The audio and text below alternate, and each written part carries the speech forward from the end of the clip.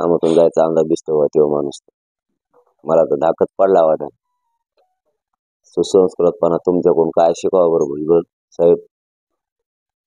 सुधरा. आज भुजबळ साहेब म्हणतो तुम्हाला सुधरा. बसायचा शॉक राव तुम्हाला. शेवटी या राज्यातला एक अभ्यासू माणूस व्हावं. मला लय टेन्शन आहे बाबा तुम्हाला झटका बसला. नाही बाबा आम्हाला असं पागल होऊन द्यायचं इतका चांगला माणूस. लय लय लय ते मला लयच बेकार वाटायला लागलं आता. काय बरं माणूस बाबा. काय झाला असेल बरं तुम्हाला सांगा तरी. महाजन साहेबाला 3दा सांगितलं जाऊन द्या फाटकून, तर ते नाही ना. त्यांना वाटतं का कोणी येडे म्हणून. काय बोलतो एवढा मोठा माणूस. चांगले विचार आहेत तुमचे आणि तुम्ही मला संस्कृती शिकावं.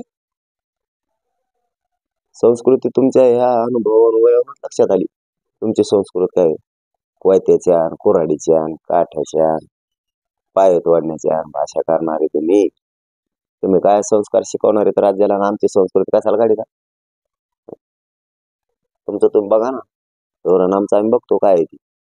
आम्ही आहेत लढणार. आम्ही गोरगरीब धनगर बांधवांसाठी, गोरगरीब मुस्लिम बांधवांसाठी, बंजारा लढणार आम्ही.